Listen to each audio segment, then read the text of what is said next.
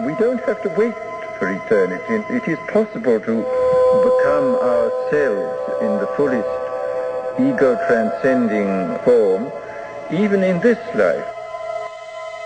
What I may call the messages of Brave New World, that it is possible to make people contented with their servitude. I think this can be done. I think it has been done in the past, but I think it could be done even more effectively now, because you can provide them with bread and circuses, and you can provide them with endless amounts of distractions and propaganda. October the 21st, 1949. Dear Mr. Orwell, the nightmare of 1984 is destined to modulate into the nightmare of Brave New World. The change will be brought about as a result of a felt need for increased efficiency. Thank you once again for the book. Yours sincerely, Aldous Huxley.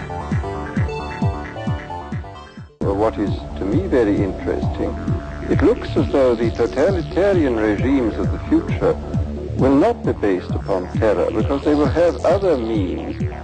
These means now at present described as brainwashing and propaganda, which will be much more efficient and much more economical than and pleasurable force, and more pleasurable to those who undergo them. I mean, there are techniques available at present which do seem to duplicate some of the techniques I invented.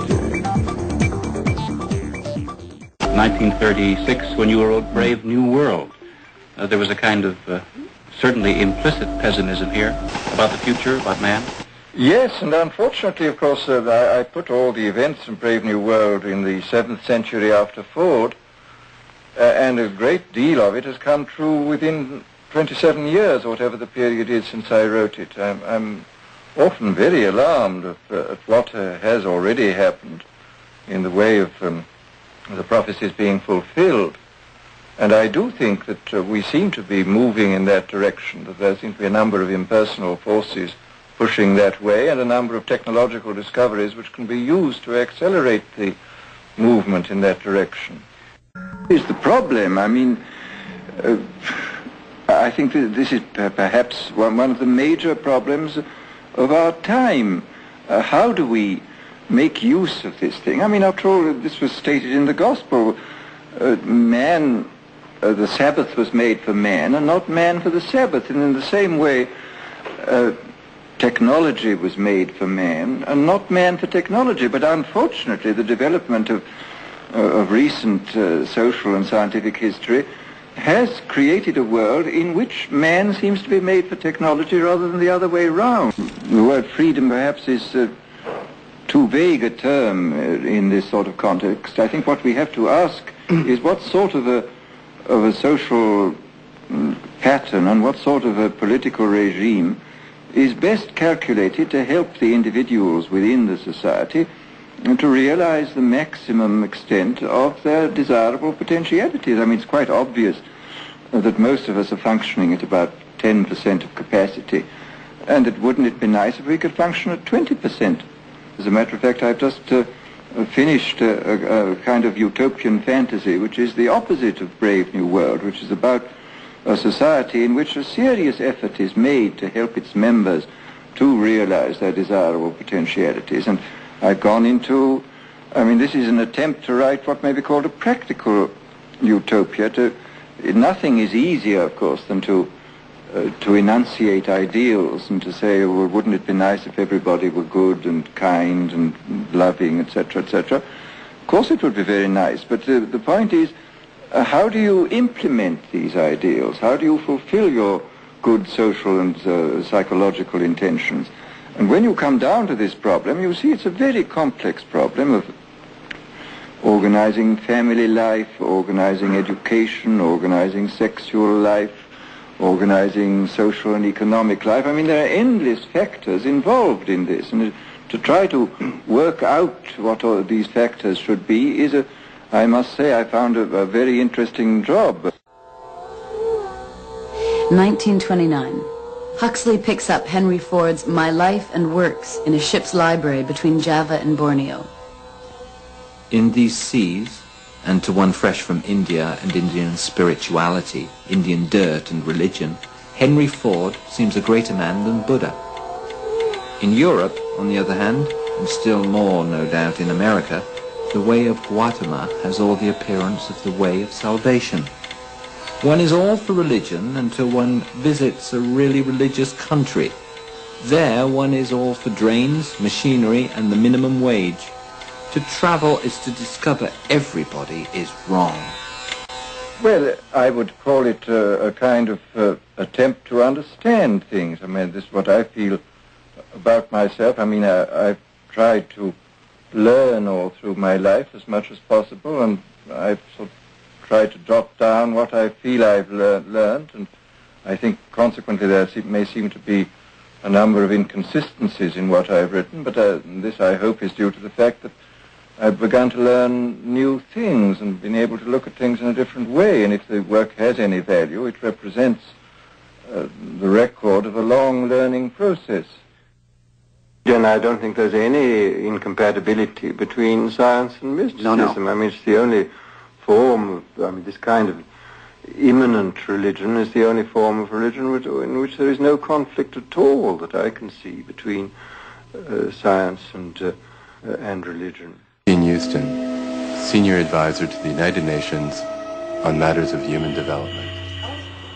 In March of 1963, when I was just barely out of my teens, I woke up to a phone call from a friend. Aldous Huxley wants to meet you. Me? What? Me? And I couldn't figure out why, except that I had the only legal supply of LSD in New York City.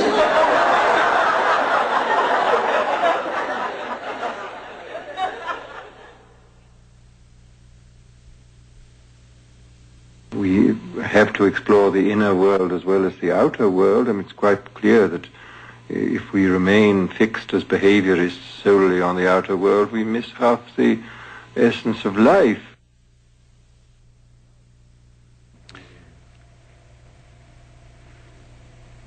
The most audacious form of Huxley's escapism, mysticism as a means to that escapism, was reasonably honorable. But that he should now arrive at drugs, I find rather scandalous. Encouraged by the persuasive recommendations of the famous author, many young Englishmen, especially Americans, will try the experiment. An irresponsible book. Inasmuch as it permits, under suitable research conditions, the exploration of the stranger and odder areas of the human mind. I mean, this is one of the things which has emerged, I think, in recent years. Not only is the material universe incomparably larger and stranger than we used to give it any credit for, but the mental universe is also larger and stranger than we give it credit for, that we carry about inside our skulls an extraordinary world, a visionary world, a mystical world, and that the interesting fact about these substances is that they open a door and permit us, without doing any harm to ourselves, because this is the most extraordinary fact about these new drugs, without doing physiological harm, to explore this world. He was also courteous to a fault. Someone had given me a 6-foot panda for Christmas, which I had propped up in a chair in the living room. Because his vision was so poor, and because he was so courteous, Aldous Huxley would address remarks to me and then to the panda. I had not the heart to tell him the truth about the silent guest. It produces what may be called a kind of pre-mystical or even a mystical experience.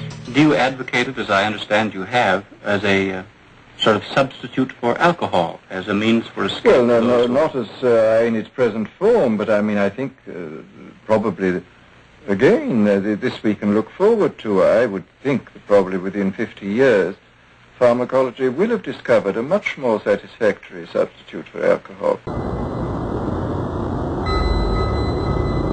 But these particular things, I think, could be used in an extremely valuable way. I mean, as they stand, they are not for general use, because they just throw people out for too long a time, but they are capable of enlarging people's minds and of making them discover who and what they are. I mean, they are real tools for helping to obey the Socratic injunction, know thyself. On November 22nd, 1963, the same day that John F. Kennedy was assassinated, Aldous Huxley died. Ill with cancer, Huxley was on his deathbed when he used LSD for the final time. Yeah, I think we are capable of looking at the world as Spinoza said, under the aspect of eternity, in a kind of timeless way, perceiving things, so to speak, as they are, not through the veil of our concepts and notions about them. Matter is potentiality. That's what the world is. A probable description of many possible alternatives. But with each opportunity that causes the wave function to collapse. There's the subatomic particle. If you want to get technical about it, a small part of the universe is made real.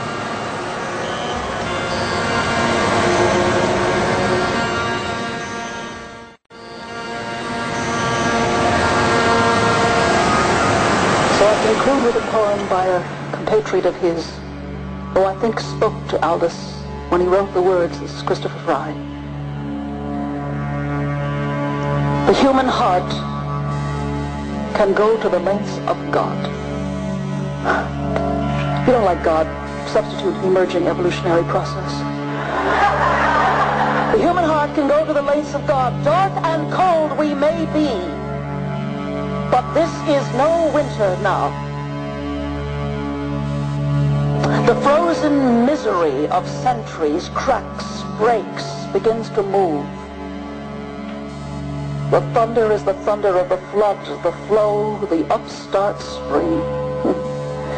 Thank God, our time is now. The enterprise is exploration into God. What are you making for? It takes so many thousand years to wake. But will you wake? For pity's sake, Aldous Huxley woke up. We must do the same.